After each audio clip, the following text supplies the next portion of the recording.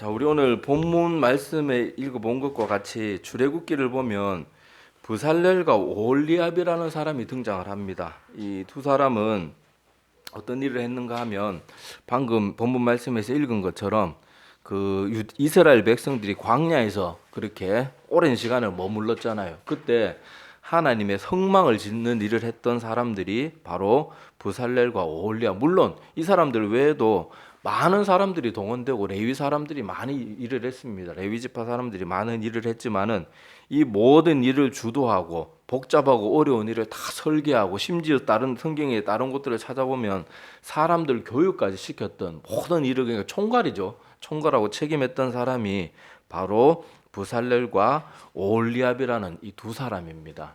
자, 그런데 우리들이 흔히 부살렐과 오홀리압에 대해서 가끔 설교 이 사람들에 대한 설교는 많이 듣지는 않았지만 그래도 가끔 들으면 어떻게 배웠는가 하면 부살렐과 오홀리압은 여러 가지 재능이 많아서 하나님께서 부르시고 그들을 들어 쓰셨다. 이런 식으로 우리가 많이 제 머리에도 그렇게 남아 있고 그런 식으로 많이 들어본 기억들이 있을 텐데 제가 성경을 가만히 읽어 보니까 아무리 읽어봐도 하나님이 이 사람들이 재능이 많아서 불렀다. 그리고 들어 쓰셨다. 이런 말이 없어요. 이런 말이 없고 오늘 말씀해 보면은 하나님께서 그들을 지명하여 부르셨고 그 다음에 능력, 하나님의 영을 충만하게 하셔서 능력을 주셨다는 기록만 있지 이 사람들이 다른 사람들보다 뛰어난 대단한 재주가 있어서 불렀다 이런 말들은요 눈꽃만큼도 없고요 아무리 찾아봐도 내가 이때까지 잘못 알고 있었나 싶어가지고 아무리 찾아봐도 없더라고요. 그래서 오늘은 이에 관한 말씀을 가지고 이 말씀을 나누려고 해요. 그리고 다른 실제 성경에 나오는 사람들이나 교회 사람들의 교회 역사 속에 나오는 사람들의 예를 봐도요. 오늘 이 말씀이 틀리지 않다는 것을 알 수 있을 겁니다. 그래서 오늘은 말씀 속에서 그런 내용들을 하나하나 조금 살펴보도록 하겠습니다. 자, 먼저 오늘 여기 부살렐이라는 사람이 먼저 등장하고 그 다음에 오홀리압이 등장하는데 자, 여기 부살렐이라는 사람의 이름의 뜻은 재밌게 이 부살렐과 오홀리압 두 사람의 이름이 은근히 성막 짓는이라고 어울리는 이름들이에요. 자, 그래서 이 부살렐이라는 이 사람의 이름의 뜻이 뭔가 하면 하나님의 그늘이라는 뜻입니다. 하나님의 그늘. 그러니까 하나님의 보호하심을 이렇게 바라는 의미로 이 부모님이 이 아들에게 이런 이름을 지어준 것 같아요. 근데 뭔가 하나님의 장막을 만드는 그이라고 뭔가 좀 어울리는 것 같죠. 자, 이 사람은 성경에 어떻게 소개되고 있는가 하면 유다 지파였고 훌의 손자였다고 그렇게 소개가 되고 있습니다. 우리 알다시피 훌은 누구예요? 아말렉과 전투할 때 모세가 막 손을 들고 지금으로 말하면 목사님도 안수하듯이 기도를 합니다. 근데 기도를 하는데 여러분 어렸을 때 다들 벌써 본 경험이 있겠지만은 이게 처음에 한 2, 3분은 들고 있어도 아무렇지도 않아요. 그런데 한 5분, 10분 지나면요. 이게 엄청나게 힘들고 고통스러운 일입니다. 그래서 선생님도 어렸을 때 벌 줄 때 어떻게 해요?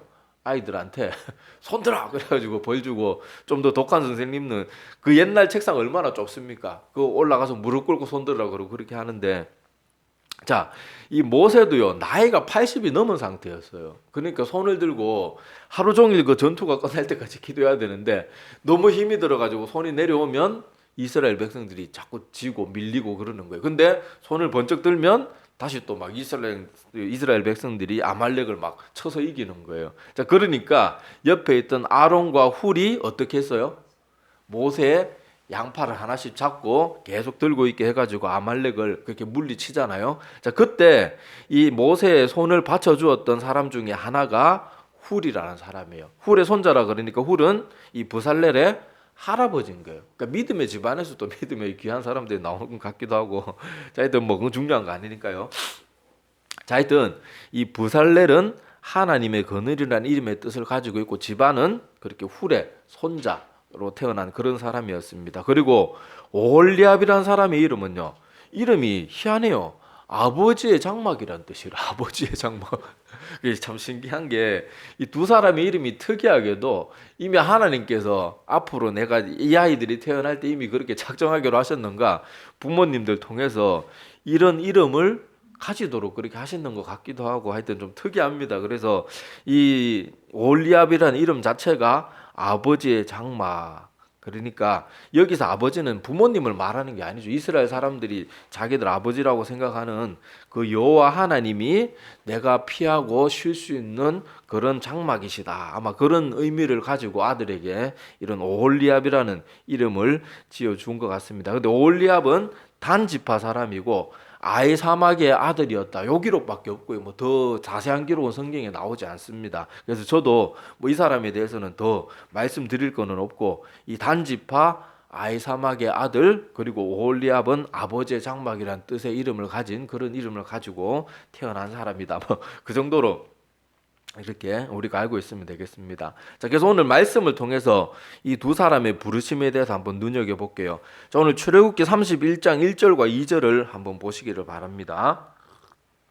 자, 이건 여호와께서 모세에게 말씀하신 거예요. 명령을 주시면서 뭐라고 말하는가 하면, 자, 내가 유다 지파 훌의 손자요 우리의 아들인 브살레를 지명하여 부르고, 하나님이 저 사람을 택해서 불렀다고 나와요. 그리고 이 사람이 여기 성경에 보면은 어느 곳에도 하나님이 이 사람들이 대단하거나 특별하거나 다른 사람들보다 재능이 뛰어나서 불렀다 그런 아무런 뉘앙스나 어떤 힌트나 그런 게 아무것도 없어요. 자, 그런데 3절을 한번 보세요. 자, 3절에 보면 2절에는 하나님이 브살레를 지명하여 불렀다고 돼 있고 3절에 보면 하나님이 어떻게 했다고 나와요?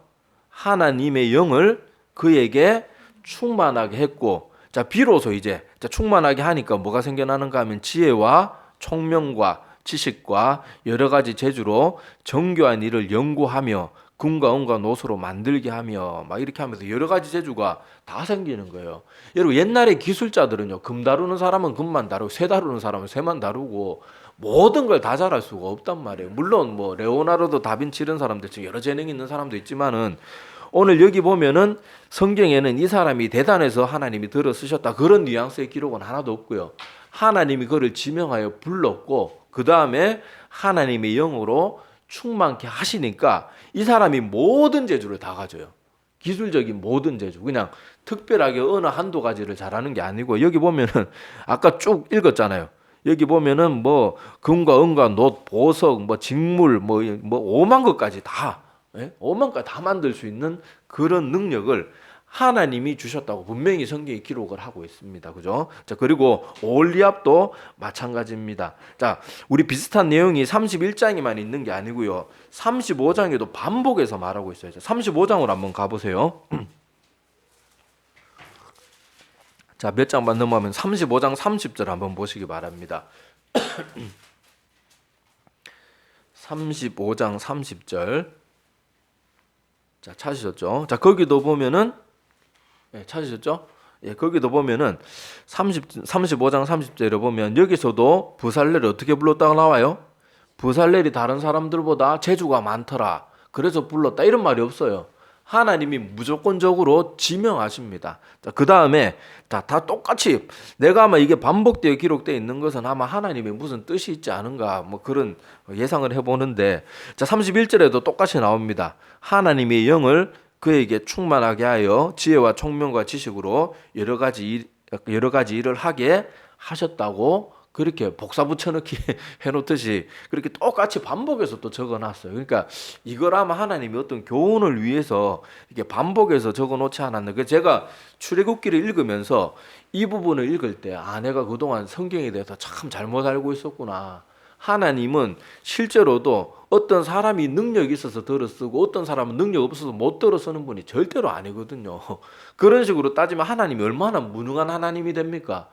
능력 없는 사람은 못 들어 쓰고 능력 있는 사람만 들어 쓰면 그건 하나님의 능력이 아니고 누구의 능력이에요? 사람의 능력밖에 안 되는 거예요.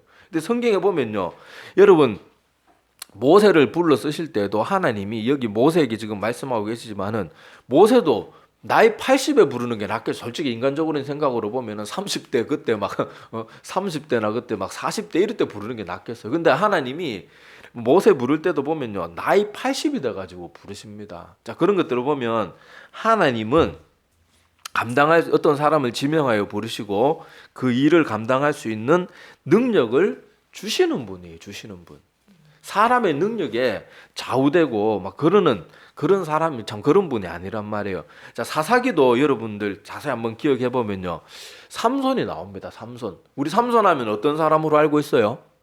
힘이 천하장사라고 알고 있죠. 근데 여러분도 사사기도 자세히 읽어보면요. 삼손이 힘을 발휘할 때는요. 하나님의 영이 함께 했다는 내용이 계속해서 반복되어서 기록되어 있습니다. 물론 뭐 성문짝을 뜯어가고 이럴 때는 하나님의 영이 임했다 이런 말은 안 나오지만요. 대부분의 큰 일을 행할 때는 하나님의 영이 그를 사로잡았다 이런 말들이 표현이 나와요. 자, 이건 찾지는 마시고 제가 몇 군데만 한번 읽어 드릴게요. 자, 먼저 삼손의 어린 시절입니다. 사사기 13장 24절에서 25절에 이렇게 기록이 되어 있습니다.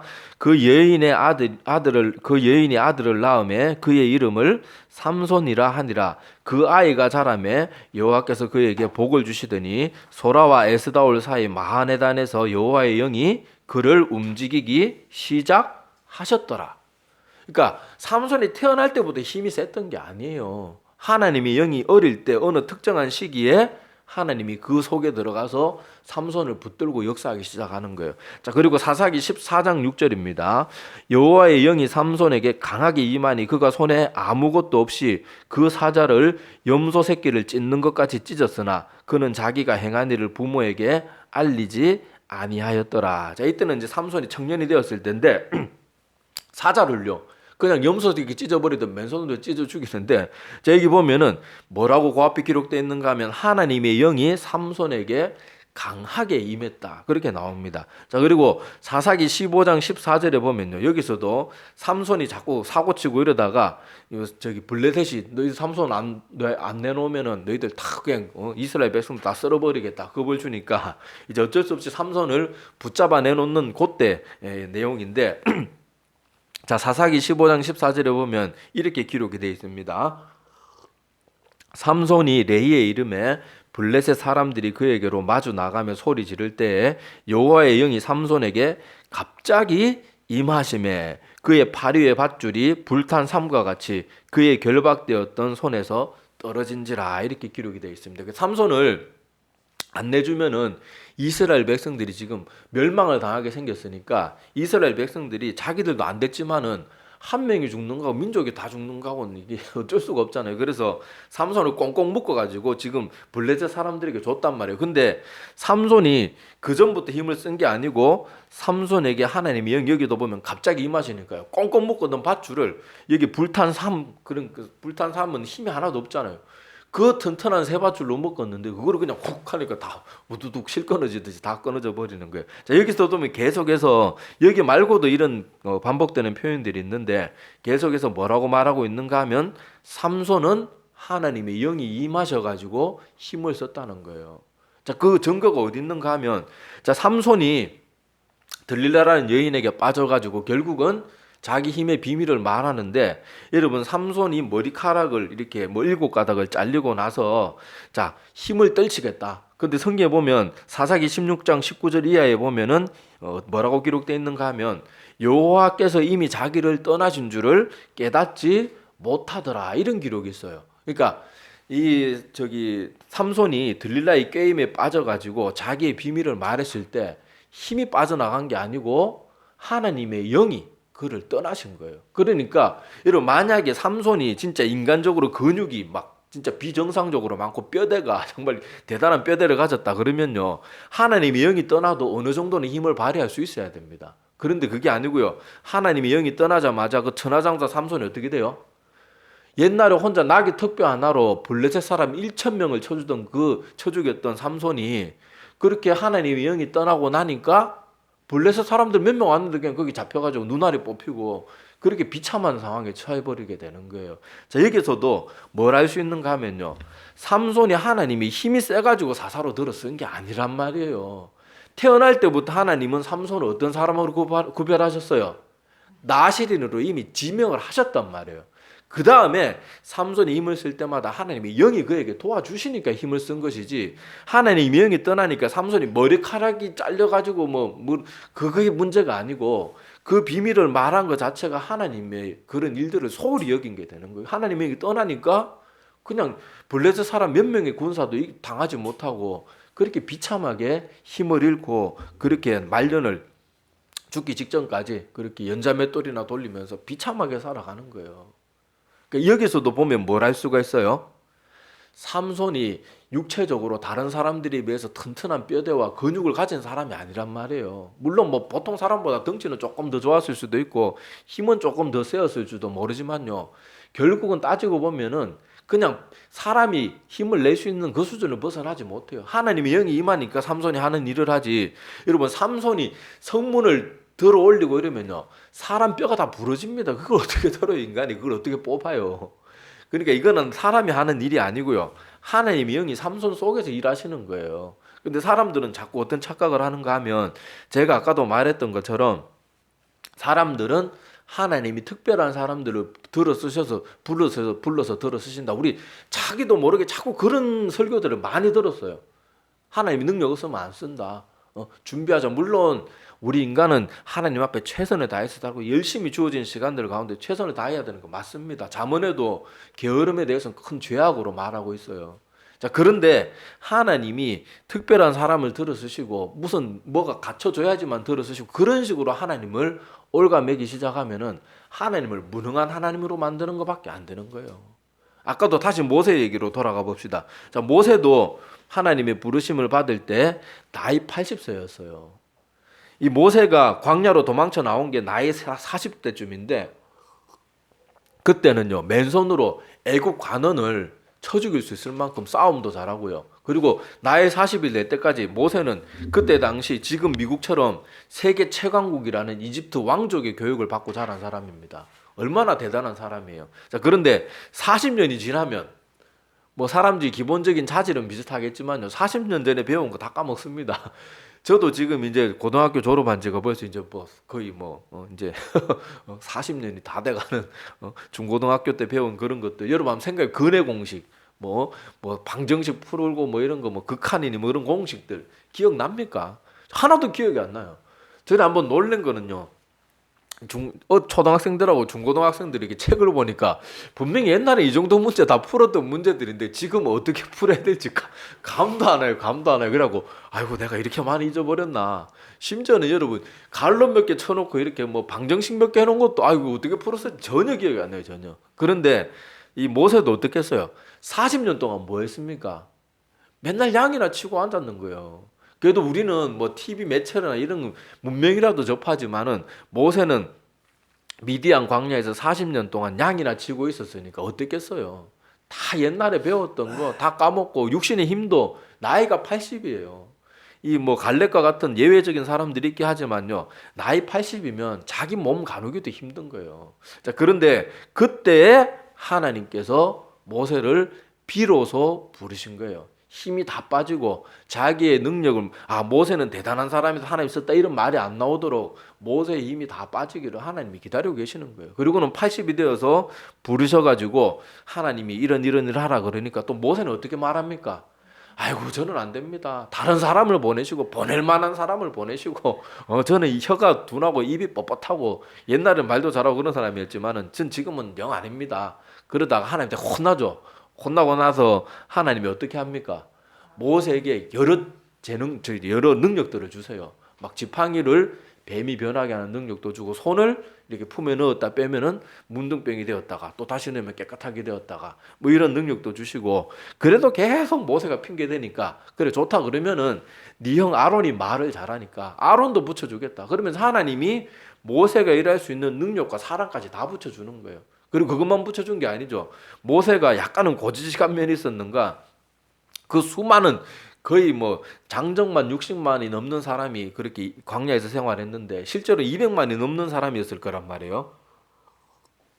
근데 그 사람들을 혼자 다 판결하고 있으니까 그 장인이었던 이드로가 여보게 그렇게 일하지 말게 100부장, 50부장, 10부장 이렇게 세워가지고 일을 나눠서 하면 훨씬 편하고 중요한 일만 가져오도록 하게, 이렇게 해서 또 지혜로운 사람들을 붙여주는 거예요.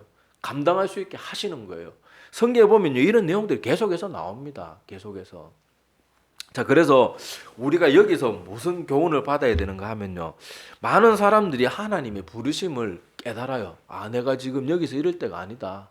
내가 계속 여기가 좋사오니 하면서 계속 그냥 평신도로만 있어야 될 일도 아니고, 물론 모든 사람이 뭘 하라는 건 아니에요. 제가 예를 들어서 말하는 겁니다. 어떤 사람에게 어떤 부르심이나 어떤 뭐 다른 데로 가게 하시거나 뭐 이런저런 일들을 하나님이 마음에 뭔가를 주신단 말이에요. 그런데 많은 사람들은요, 그 모든 부르심을 외면합니다. 나 같은 게 뭐, 아이고 저는 부족해서 안 되거든요. 근데 중요한 건 성경이 그렇게 말하잖아요. 하나님이 내가 뭐가 대단해서 날 부르는 게 아니란 말이에요. 하나님이 그 사람을 지명하고 뭔가 무엇인가를 주시고 보내시고, 아브라함처럼 어느 날 갑자기 뿅 나타나셔가지고 너는 본토 친척 아비 집을 떠나 내가 내게 지시할 땅으로 가라, 그런 식으로 부르신단 말이에요. 근데 그때 순종하는 사람들과 순종하지 않는 사람들이 극명하게 나누어져요. 순종하는 사람들은 역사의 기록으로 남습니다.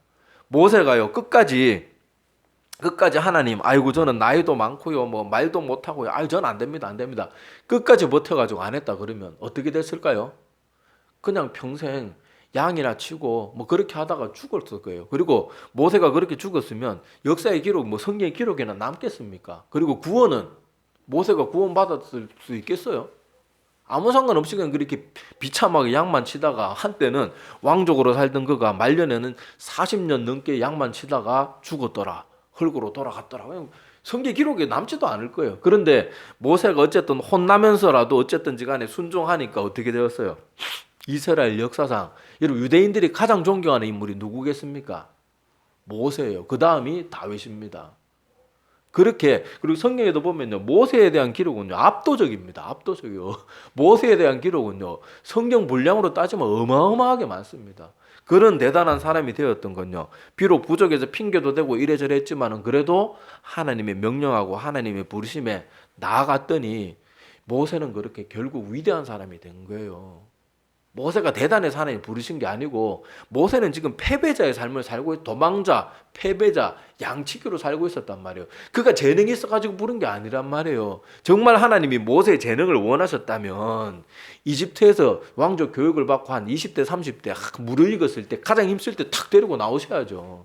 근데 하나님은 사람의 힘이 다 빠지길 기다리시는 거. 오히려 그렇게 이런 모습들을 보면서 우리도 아까 말했던 것처럼 하나님의 부르심이 있을 때, 마음에 어떤 부담을 줄 때 많은 사람들이 그 자리에 머물러요. 많은 사람들이 그 자리에 머무르고, 아이고 저 같은 게 뭘 하겠습니까? 저도요, 뭐 저라고 예외 아닙니다. 저도 이 목회자로의 길을 나가야 될 것 같은 뭐 어떤 마음의 부담들이 많았는데, 저도 3년 동안이나 아이고 세상에 저보다 잘난 사람 많고 똑똑한 사람 많고 맨날 이 핑계 저 핑계 오만 거 다 되면서 계속 도망 다니고 안 하고 뭐 그러고 했었는데, 우리 인생의 모습이 다 그렇단 말이에요. 근데 중요한 건 끝까지 그렇게 피하다가 보면요, 정말 내가 하나님이 원하시는 그곳을 버릴 수 있게 되는 거예요. 외면할 수 있게 되는 거예요. 그리고 내 인생은 그대로 허무하게 끝나버릴 수 있다는 거예요. 하나님은 나를 지명하고 부르시고 나를 통해서 뭔가를 일하시기를 원하시는데 계속 내가 나 스스로를 판단하는 거예요. 근데 오늘 브살렐과 오홀리압을 보면요, 이 사람들이 대단해서 부른 거 아니잖아요. 부르시고 하나님의 영이 그를 사로잡으니까요, 모든 일을 감당할 수 있는 능력을 주신 거예요. 삼손도 어렸을 때 하나님이 이렇게 잘하는 거 보고, 아이고 저놈은 똘똘하고 힘이 천하장사구나, 내가 앞으로 사사로 써야 되겠다, 이게 아니에요. 이미 삼손은 태어나기 전부터 하나님이 그렇게 될 사람으로 작정하시고, 이미 삼손이 태어나기 전에 삼손의 부모님에게 나타나가지고 이 아이를 어떻게 키워야 될 건지 다 가르쳐 주셨어요. 그런 것들을 보면요, 우리가 자꾸 내 자신을 보면서 제가 옛날에 그랬던 것처럼 어리석은 모습으로 살아서는 안 됩니다. 하나님의 부르심, 하나님의 인도하심, 그리고 교회에서 이런저런 일 하나님이 맡기시고 인도하시고 나를 어떤 곳으로 가게 할 때는 가야 되는 거예요. 뭘 자꾸 우리 핑계대고 그러면 결국 그거는 자기에게 계속 손해고요. 저도 3년의 시간을 그렇게 허비하지 않았다 그러면 더 빨리 뭔가를 시작할 수 있었고 더 잘할 수 있었고 그 귀한 시간들을 낭비하지 않을 수 있었던 거예요. 그러니까 여러분들은 절대 저같이 못난 사람이 되지 말고 기도 충분히 해보고 하나님의 부르심이 확실할 때는 그 길을 향해서 나아가야 됩니다. 그러면 하나님이 능력은 채워주시는 거예요.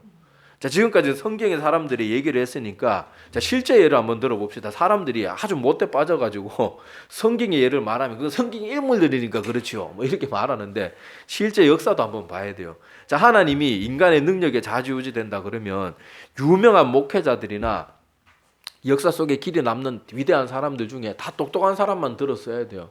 근데 하나님께서 들어 쓰신 사람들을 보면요, 전부 다 하나님의 종으로 쓰임 받기에는 뭐 대단한 사람이 별로 없어요.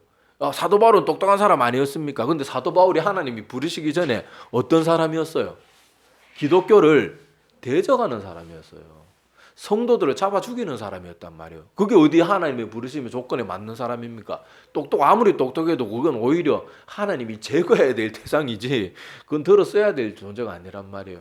그러니까 하나님께서는 저기 바울을 다메섹 도상에서 빛으로 나타나셔서 만나가지고 완전히 새 사람을 만들어가지고 들어 쓰시잖아요. 자, 그리고 모세는 이제 성경 인물이니까 제외를 하고, 자, 실제 우리 역사 속에 보면요, 무디 목사님 같은 거 제가 자주 예를 들잖아요. 무디 목사님은 초등학교도 졸업하지 못했습니다. 그리고 우리가 잘 아는 철로 역정을 썼던 존 버년, 이런 사람들도요, 제대로 된 교육도 받지 못하고 무식한 사람들이었어요. 근데 하나님의 영이 임하니까요, 철로 역정은 영문학에서도요, 이 잘 써여진 책으로 그렇게 인정받잖아요. 제대로 배우지도 못한 사람이 어디서 그런 능력이 나온단 말이에요. 댐이나 냄비나 때우고 뭐 이렇게 댐장이로 살던 사람이 갑자기 그런 언어나 문학적 능력이 갑자기 어디서 나오냔 말이에요. 무디 같은 사람은요, 외모도 보면요, 무디 목사님 여러분 한번 집에 가시면 DL 무디 아니면 그냥 무디만 쳐도 나오죠. 무디 사진 한번 보세요. 외모만 보면요, 그 사람이 무표정으로 가만히 있으면 아무도 가서 말 못 걸 정도로 무뚝뚝하고 실제 성격도 좀 무뚝뚝했다고 합니다. 근데 하나님이 그런 무디를 들어 쓰시는 거예요. 우리 같으면은 누구를 들어 쓰겠어요? 말 잘하고 사람들한테 요래저래 뭐 표현은 좀 그렇지만 간사하다는 표현 좀 그렇지만 살살살살 잘하고 이런 사람들 해가지고 야, 사람들 잘 구슬리는 사람 이런 사람 불러 써야 되겠다 뭐 이렇게 생각할 수 있지만, 하나님은 무디 외모도요 그렇게 호감 있는 외모가 아닙니다. 좀 무서워요, 무디 외모를 보면. 그런데 그런 무디 들어 쓰시고, 학문적으로도 한번 초등학교도 졸업하지 못하고 무식한 사람이고 구두나 만들고 구두 수선하고 구두 닦기나 하고 그랬던 사람 들어 쓰시는 거예요. 그리고는 무디가 사역을 할 때 무디가 찬양 이런 거는 모든 사역자라고 다 잘하는 건 아니잖아요. 요새 뭐 부교육자들 어디 뭐 교회 원서라도 내려 그러면은 뭐 부목사로서 재능이 있나, 뭐 하나님의 말씀 열심히 잘 전하는 없고요. 다 뭘 요구하는가 하면 찬양 인도 잘하는 사람. 그럴 것 같으면 찬양 사역자를 뽑으면 되지. 꼭 부교육자 요건에 꼭 찬양을 갖다 넣어 놓는데, 부교육자는 찬양하라고 부르는 사람들 아니잖아요. 말씀을 가르치라고 하는 게 그런 교육자들인데, 하여튼 그 무디도 그러니까 하나님이 무디에게 모세에게는 아론을 붙여 주셨듯이 무디에게는 어떤 동역자를 붙여 주셨는가 하면 생키라는 찬양 사역자를 붙여 줍니다. 그래서 여러분, 사람들이 모이는 시간엔 약간 뭐 이렇게 분잡을 수도 있고, 또 모이는 시간에 다들 틀리니까 예배 전에 찬송을 부르면서 예배 분위기도 잡고 사람들 마음을 영적으로 이끌어주는 역할을 했던 게 생키라는 찬양 사역자였어요. 그 둘이 힘을 합해가지고요, 얼마나 많은 일을 했습니까? 우리나라가 이렇게 이 복음을 받아들이고 귀한 하나님의 나라가 된 것도요, 이 무디 목사님의 설교에 감동을 받아가지고 수많은 엘리트 젊은이들이요, 그렇게 우리나라 이 땅에 와서 청춘을 바쳤어요. 저 우리나라 왔던 선교사님들 그 얘기를 들어보면요, 그 엘리트 중 엘리트들이 이 땅에 와서 풍토병 걸려가지고요, 겨우 2, 3년 사역하고 20대 중반에 막 죽고 이런 사람들 많았거든요. 그거 보면 너무 마음이 아파요. 그리고 이 땅에 와서 애기 낳았는데 애기들이 줄줄이 다 죽고, 이 땅의 풍토에 적응하는 그런 뭐 몸의 면역체계를 못 갖추니까 그렇게 죽으면서도 이 땅을 떠나지 않고 한국 땅을 사랑하면서요, 자기 무덤도 자기의 시신은 미국으로 보내지 말고 이 땅에 묻어달라고. 양화진 그런 선교사님들 무덤에 가면 그런 귀한 선교사님들 많잖아요. 자, 근데 그런 일들을 하나님이 뛰어난 사람이 아닌 무디 목사님을 통해서 그런 일들을 하신 거예요. 자, 이런 것들을 보면요, 하나님께서도요, 지금 역사 속에서 수많은 사람들을 부르고 그렇게 하실 때 하나님이 인간의 능력은 크게 중요하지 않아요. 하나님은 어떤 사람을 부르는가 하면요, 자, 오늘 출애굽기 36장을 한번 가보시기 바랍니다. 자, 36장 1절과 2절 한번 볼게요.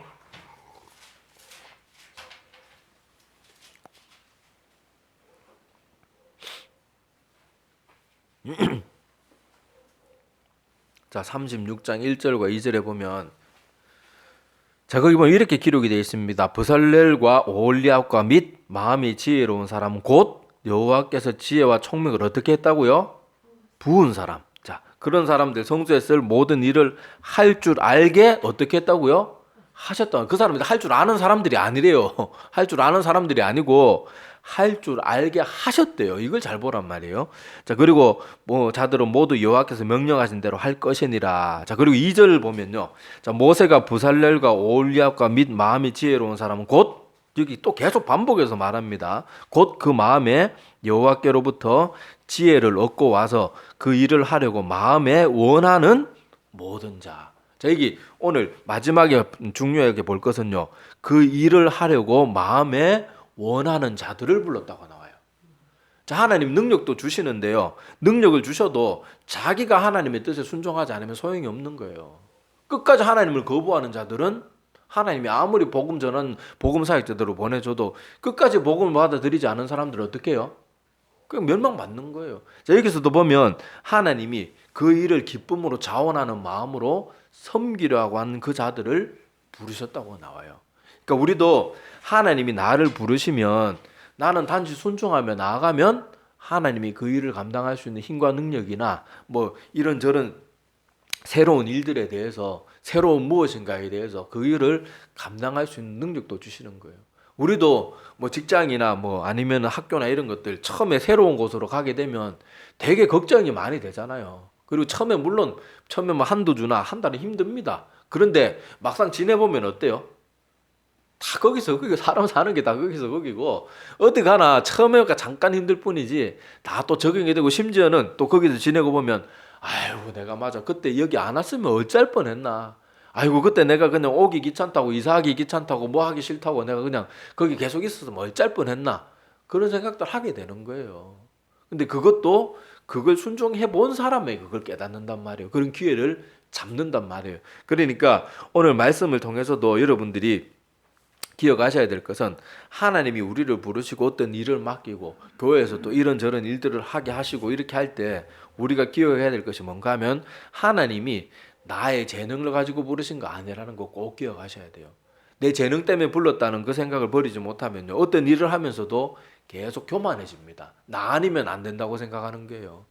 저 사람도 하나님이 붙들어 주시면 할 수 있는데 나 아니면 안 된다고 자꾸 교만해가지고 다른 사람들이 하는 모든 일이 다 못마땅하게 여기고 다른 사람들이 무슨 좋은 의견을 말해도 다 입막아 버리고 그런 못된 짓을 하게 되는 거예요. 근데 하나님은 어떤 재능이나 무엇이 필요해서 우리를 부른 게 아니고요. 우리를 부르시고 그 일을 할 능력을 주시고 또 하나님이 어떤 자들과 함께 끝까지 일하시는가 하면 마음에 하나님과 함께 일하기를 원하는 모든 자들과 끝까지 함께 가시는 거예요.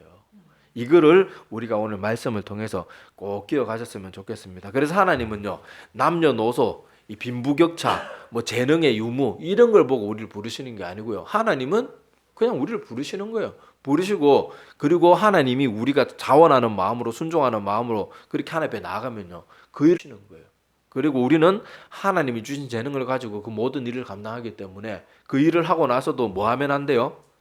자랑하고 교만하면 안 돼요. 왜냐하면 내가 한 게 아니에요. 삼손도 힘을 지가 쓴 게 아니에요. 삼손이 원래 육체 자체가 강한 사람이면 아무리 머리털을 잘라도 힘이 세야죠. 근데 그게 아니잖아요.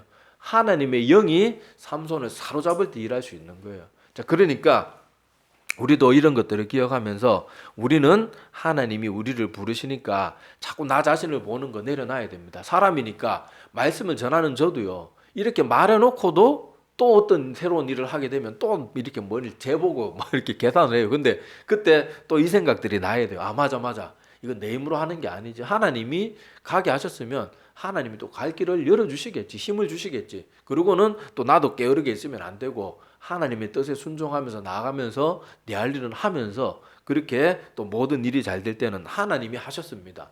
그렇게 하나님을 인정하고 그렇게 나가면 그 모든 일을 통해서 하나님이 영광 받으시는 거예요. 그래서 이 자리에 있는 우리는 오늘 부살렐과 오홀리압을 우리가 그동안 많이 오해했어요. 하나님이 재능이 있으셔서 불러 쓰셨다. 들어 쓰셨다. 아니에요. 성경 아무리 제가 눈을 씻고 찾아봐도요. 제가 이때까지 그렇게 배웠기 때문에 아이고 내가 성경 어디 잘못 뭐 빠뜨린 부분이 있는가 보다. 아무리 찾아봐도 없어요.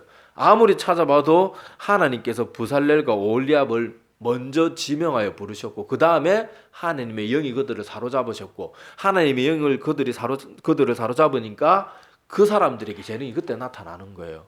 그리고 제가 그거를 확인하기 위해서 아까 말했던 삼손이나 뭐 이런 사람들의 얘기들을 통해서 알게 되는 거예요.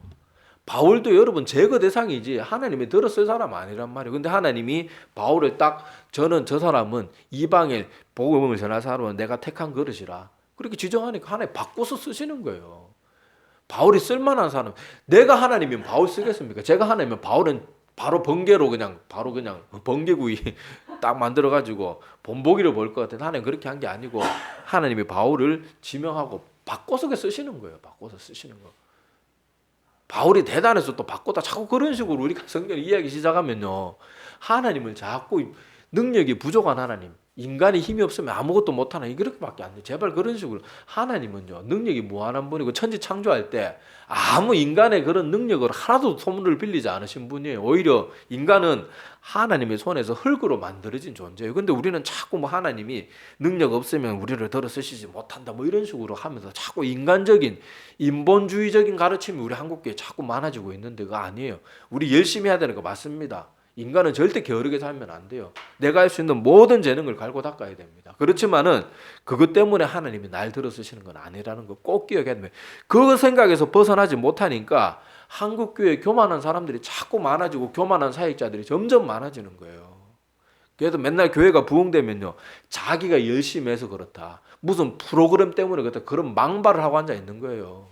어디 감히 하나님 앞에서 지가 능력이 많고 지가 뭘 많이 해서 부흥이 되고, 무슨 프로그램 때문에 교회가 부흥되는 게 아니야. 하나님 부흥케 하시면은 지금 이 대한민국의 프로그램, 그거 대단한 프로그램 드리는 교회가 얼마나 많은데 부흥되는 교회는 부흥되고 안 되는 교회는 안 되는 거예요. 어디 감히 프로그램 때문에 부흥됐다는 그런 하나님 앞에서 말도 안 되는 소리하고 앉아 있는 거예요. 정말 화가 너무 납니다.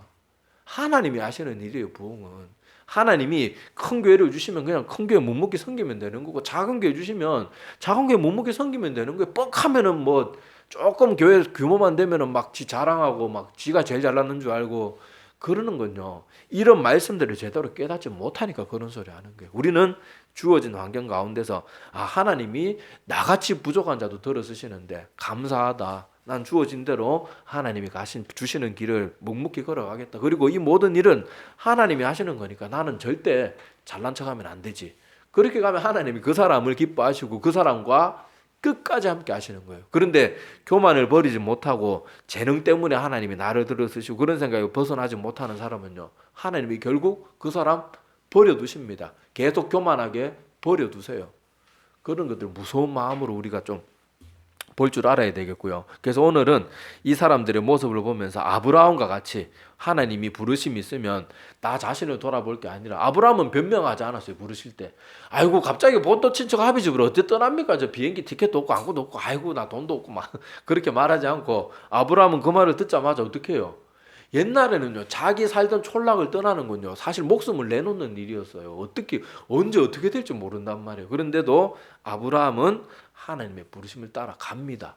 그랬던 것처럼 우리도 오늘 말씀을 기억하면서 하나님이 어떤 사람을 부르시면 할 수 있는 능력도 주시고 길도 이끌어 주시고 그 모든 환난 가운데 사람도 붙여주시고 동역자도 공급해 주시고 모든 걸 하니까 우리는 단지 하나님의 부르심에 순종하면서 나아가면서 그렇게 모세와 같이 이렇게 하나님께 끝까지 쓰임받고 하나님께 귀하게 쓰임받고 아브라함과 같이 믿음의 사람들로 이름이 남는 우리 모두가 되기를 간절히 소망합니다. 기도드리겠습니다. 하나님 아버지, 오늘도 귀한 말씀 주심을 감사를 드립니다. 우리는 하나님이 이런저런 일들을 맡기시고 이끌어 주실 때 우리는 자꾸 내 자신을 보면서 나는 뭐가 없어서 안 되고 나는 부족해서 안 되고 나는 성격이 어때서 안 되고 나는 부자가 아니라서 못하고 매일 내 자신을 핑계하기 바쁜데, 그렇게 핑계만 대다가 수많은 사람들이 하나님의 그 귀한 부르심을 놓친 채로 다 그렇게 인생이 허무하게 끝나버리는 사람들이 많고 교회 내에도 그런 사람들이 안타깝게도 거의 대부분입니다. 그렇지만은 그 중에 극히 일부 하나님의 부르심에 순종하고 자기 자신을 보는 것이 아니라 하나님을 신뢰하고 나가는 그 사람들이 여호수아와 갈렙과 같이, 모세와 같이, 아브라함과 같이 위대한 그런 하나님의 사람들로 그렇게 하나님의 많은 일들을 감당하고 성경의 역사 속에서 남아 있는 것처럼, 우리도 하나님의 부르심이 있을 때 이제는 더 이상 나 자신이나 환경이나 여건이나 어떤 어렵게 예상되는 일들만을 보면서 변명하고 핑계하고 주저앉아 있는 것이 아니라 하나님의 부르심을 따라서 순종하며 나아갈 줄 아는, 그래서 하나님이 그 모든 여정 가운데 우리의 모든 길을 예비하시고 함께 하심을 그렇게 깨달으면서 정말 생기 있고 활력 넘치는 그런 아버지, 재밌고 힘찬 신앙생활을 하는 우리 모두가 되게 도와주시고, 매일 여기가 좋사오니 주저앉아서 그냥 아무 생각 없이 신앙생활 하다가 구원조차도 받지 못하고 몸이 건조한 신앙생활, 그저 종교적인 신앙생활에 머무는 그런 모습으로 안타깝게 인생을 허비하지 않도록 저희들을 붙들어 주시고 은혜를 더하여 주시옵시며, 이 자리에 있는 우리 모두와 또 예배 함께 드리는 모든 영혼들 위해 주님께서 큰 은혜를 베풀어 주시고, 하나님을 말로만 믿는 것이 아니라 하나님을 온전히 신뢰하는 그런 귀한 믿음의 마음을 우리 모두에게 허락하여 주시옵소서. 감사를 드리며 예수님의 이름으로 기도드립니다. 아멘.